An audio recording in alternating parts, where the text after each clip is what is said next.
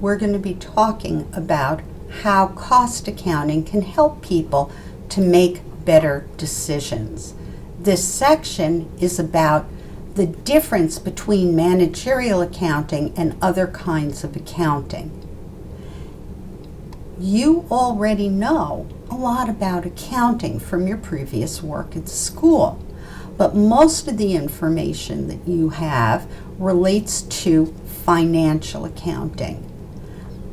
Financial accounting is specifically designed to give people who are outside of the firm the kinds of information that they need to make their decisions. That would be primarily investors, people who either are thinking about buying shares of stock in this company or who already have shares of stock in this company and are thinking whether it would be a better idea to keep those shares or to sell them. In addition, financial accounting is talking to creditors, people who either have lent money to the company or people who are considering whether they want to lend money to the company. Other parties that might be interested in financial accounting include agencies like the Securities and Exchange Commission or the IRS, who have a reason to want to know how the firm is doing. Sometimes economists are also interested in how the firm is performing, usually because they want to see how the industry as a whole is performing, or they're looking for some kinds of economic change. What all of these parties are looking for is some kind of comparability. That is, they're all interested in comparing how this firm is doing to how other firms are doing. Investors have to make a decision. Is my investment better off with this company, or should I consider another company instead? In addition, investors and creditors are looking for what's called decision relevance. That means they want the information that is going to help them to make their investment or their credit decision, but they don't need information that's not going to be useful to them. Because of that, financial accounting is based on a system of rules that tell each firm how to assimilate and present all of their financial information.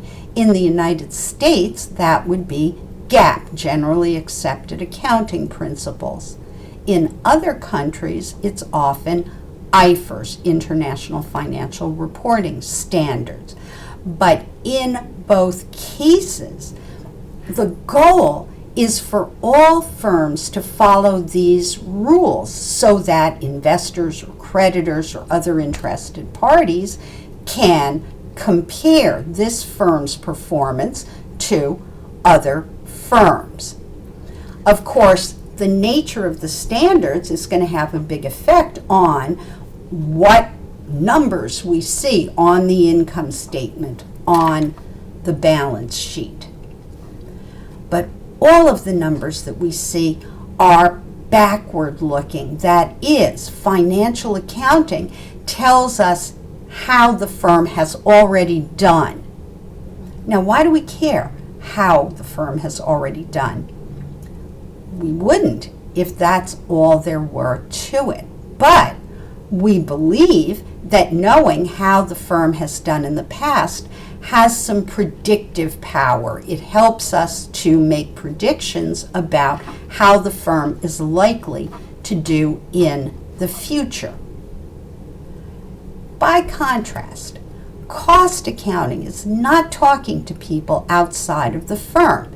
Instead, it's talking to people within the firm, specifically managers.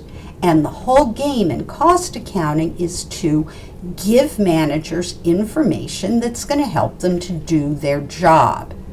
Now, of course, we know that eventually the numbers that are accumulated in the cost accounting system are going to play onto the balance sheet and the income statement. But the primary need of managers is timeliness. That is, managers need information that is going to help them to make the next smart decision. So because of that, we are looking for ways to accumulate accounting information that is going to be relevant to the managers. And that means that GAAP or IFRS may not be relevant for us. Instead, what we want is information that is going to be targeted at the manager's needs. Now, that depends on what the manager is trying to do at the moment. So, cost accounting gives managers the opportunity to evaluate information in lots of different ways depending on the question that the manager is trying to answer, as opposed to GAAP or IFRS, which specifically says everybody is going to accumulate information in the same way. So, internally, cost accounting does not have to follow GAAP or IFRS, even though eventually that information has to come down to a GAAP format for external financial reporting. The main focus of cost accounting is this relevance for making decisions. That means that managers can use lots of different kinds of cost reports, and we're going to look at many different kinds of reports during the semester. Those reports are ultimately going to affect the balance sheet and the income statement, but the manager can look at information in the moment in whatever way the manager thinks is going to lead to the best decisions. In addition, cost accounting does not have to be historical. It can be future-oriented. So, for example, on external financial reports, long-term assets are shown at their acquisition cost, and then they are depreciated. There's some method for allocating a portion of that cost to the income statement in each period. By contrast, internally, managers could look not at the acquisition cost of the equipment that they already own, but they can look at future-oriented information. What about equipment that they haven't even purchased yet? What about how that will affect firm profitability, firm quality, firm reputation going forward? So the problem from a managerial point of view is trying to use external financial reporting data, GAAP-based information, to make internal decisions. It does not work well. Instead, what firms should do, what most firms do, is to accumulate information internally in ways that they believe are going to help managers to make smart decisions. And that's what this course is about. Now, every firm has a value chain. The value chain is all of the things that the firm needs, everything that it does in order to create value for customers. So that means everything they need to do in order to provide goods and services to the customers for a price that the customers are willing to pay. That means that every manager must continually do cost-benefit analysis. Managers must always be thinking, what do we need to do? What has to happen so that customers will get what they are looking for? Is there anything that we're doing that isn't really necessary? And how much does it cost us to do these things that customers don't care about, but that we are doing because of the way that we've structured our firm? And if that's true, is there a more cost-effective way to do things so that we are able to do all the things that we need to do and don't waste resources on things that do not add value for the customers? And how much will it cost us in order to change the way that we do things so that we have more of the things that customers care about and less of the things that they don't worry about? In every value chain, there are some activities that are value added, that create value for the customer, and there are other things that we do that are non-value added.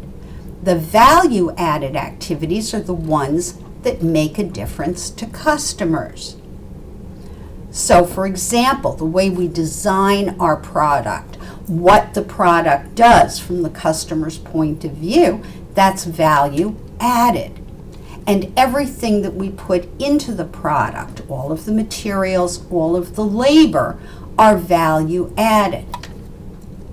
By contrast, non-value added activities consume our firm's resources, but they don't make the product or the service any better from the customer's point of view.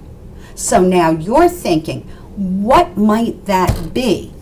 Well, for example, we often have to store materials, move materials around the factory. This is something that we need to do, but no customer has ever bought a product because the firm spent a lot of money storing and moving materials. That means that the cost of doing those things is non-value added. So if we can figure out a way to do that at a lower cost or to do less of it, it's not going to spoil the product from the customer's point of view, but it's going to save us some money. Another example would be defects. Every production process occasionally has defects, and those defects waste materials and labor.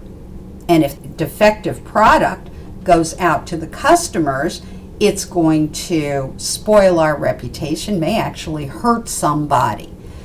Creating products or services with defects is definitely a non-value added activity. We need to figure out ways to have fewer defective products, either internally or externally.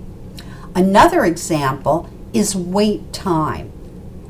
In most manufacturing firms, a significant portion of the worker's day is spent waiting around for things, waiting around for the machine to be adjusted, waiting around for the materials to be brought.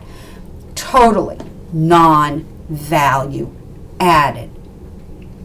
This diagram shows a value chain. Most people think of all of the costs of running a firm to occur here in production. But that's only a small part of everything that the firm has to do. Production starts upstream, that is before the production process, usually with research and development. We have to decide what kind of a product do we want to make, what qualities does that product have to have. And that's going to have a very important effect on the customer's ultimate experience with that product. Once we've decided what we want the product to be like, we have to design the product. Say, this is what it's going to look like, these are the components, this is how it's going to be put together. Then, in order to make the product, we're going to have to purchase all of the materials that we're going to need. That means we need a supply chain. We need other firms that are available to provide us with the materials that we need at a cost that we can afford. Supply chains are so important to businesses that schools like Rutgers offer whole courses on supply chain management. Once we have the materials that we need and the workers that we need and the equipment that we need, we're ready for production. We can make our product, but that's not the end of it either. Now we have downstream costs. That is, what do we have to do once we've made the product so that eventually it's going to turn into revenue? That means we're going to have to spend money on marketing. Now, here's where things that happen upstream relate to things that happen downstream. The way that we designed our product, the functionalities that we put into our product are going to have a significant effect on how expensive it is to market our product. They say good products sell themselves. If our product doesn't have the functionality that we want, or if we have disappointed customers in the past, we're going to have to spend a lot more on marketing. Then we need to distribute the product to our customers. That means we need a distribution chain, all of the customers for our particular product or service. And finally, once the product is sold, we may have customer service costs. And again, that may be directly related to the research and development that we did when we first created this product. That is, a product that functions the way it's supposed to is going to need a lot less post-sale servicing than a product that has problems. So now, every firm has a value proposition. That is the basket of features that the firm offers customers when it offers this product or service. And at what price? So a product that seems like a very good value at one point might not seem like such a very good deal at some other price point. So when firms are trying to understand what do customers want and what are they willing to pay for it, the firm needs to know what kind of market it is in. Some firms are what are called price setters, and other firms are what are called price takers. And every firm gets to decide which way it's going to try to attract its customers.